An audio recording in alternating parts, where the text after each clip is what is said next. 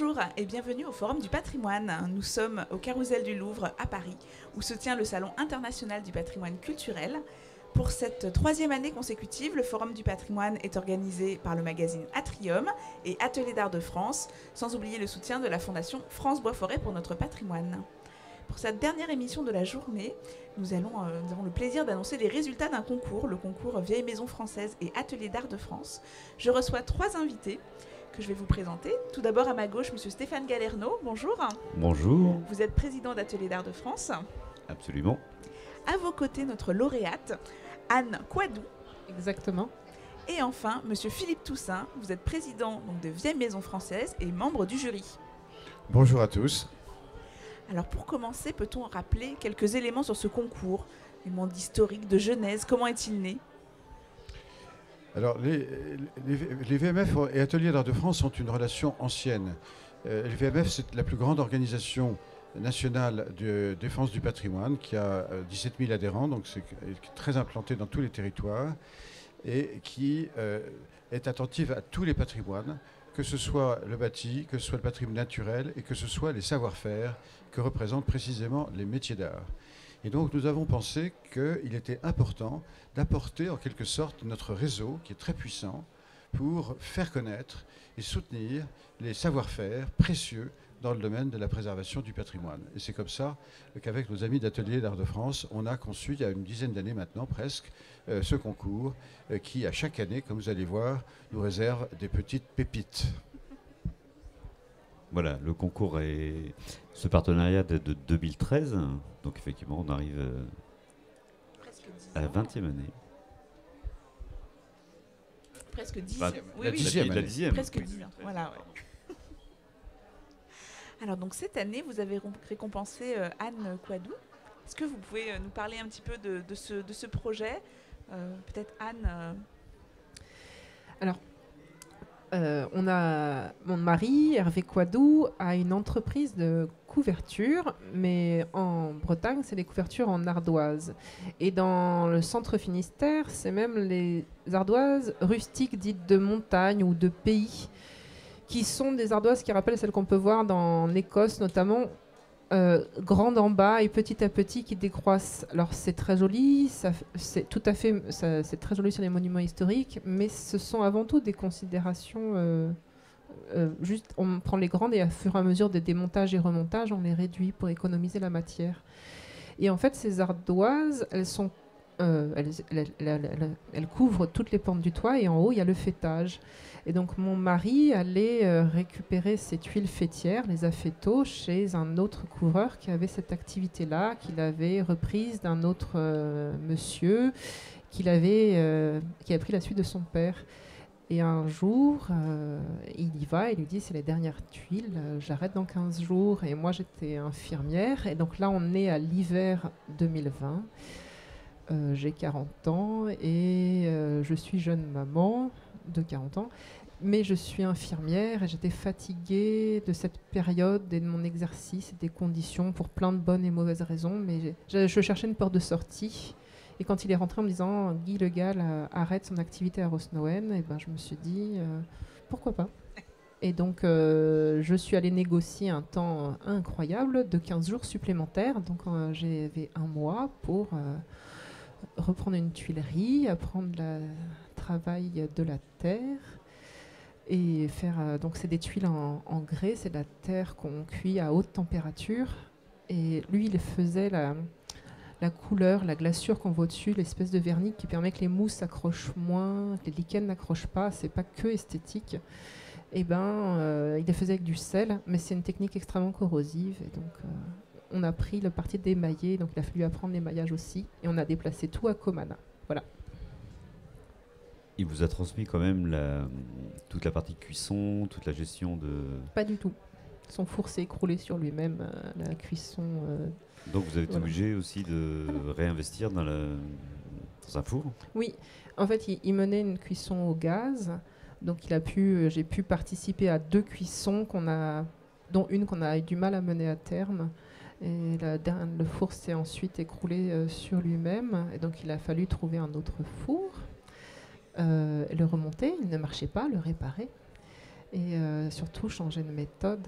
Mais voilà, j'ai appris surtout, j'ai hérité par le rachat de ce fonds des manières de préparer la terre et qui donnent la forme spécifique qu'apprécient les couvreurs et les architectes qu'on retrouve sur les bâtiments. Ça permet de remplacer quasiment à l'identique. C'est quasiment ce qu'on appelait la tige de botte. Non, pas du tout. Ça ressemble pas. Non, c'est vraiment la phéto demi-rond. C'est vraiment, ça ressemble à un tube coupé en deux. Et ensuite, le couvreur le place sur le faîtage, le retaille si nécessaire, et va faire un mortier et ensuite des joints qu'on appelle, c'est les crêtes et embarrures, avec des mélanges de chaux. Très bien. Et au niveau four, vous en avez qu'un? Parce qu'en fait, vous faites les mêmes cuissons terre et les cuissons émail. Eh ben, j'ai repris le principe des fabricants d'objets utilitaires. Je suis plus dans l'artisanat que dans le métier d'art au final. Et je fais de la monocuisson. Ce sont des pièces épaisses et utilitaires.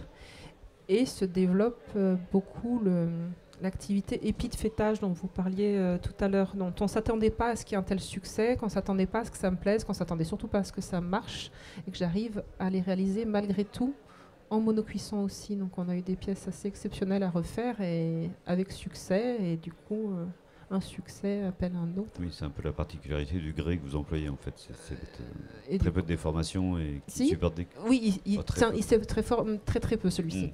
On a cette chance d'avoir une terre que les potiers qui l'ont essayé disent qu'elle est exceptionnelle dans la tenue de cuisson, la tenue au tournage, la tenue au modelage et surtout sa manière de rendre les émaux qui est assez épatante. Et du coup, malgré que ce soit en monocuisson, ils sont quand même chatoyants et intéressants et bien cuits. C'est une histoire assez incroyable. Je me tourne vers vous, Monsieur Toussaint. Qu'est-ce qui vous a plu particulièrement, vous, en tant que membre du jury, dans ce projet ? Alors, l'objectif de ces prix, c'est d'aider au sauvetage et à la transmission de savoir-faire anciens.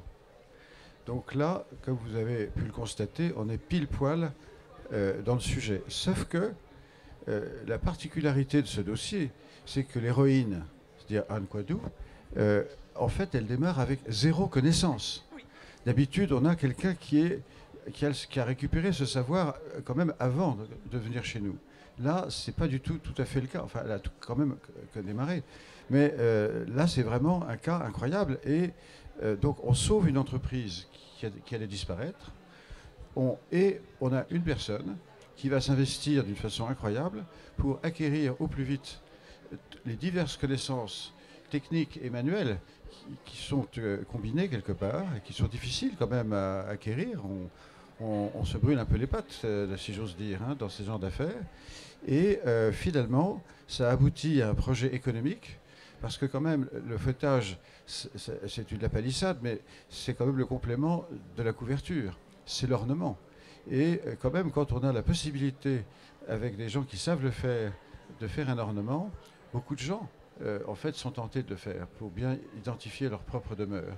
Et donc, c'est là où on voit aussi tout l'impact que peut avoir ce genre d'initiative pour ressusciter un métier qui met en valeur les maisons patrimoniales.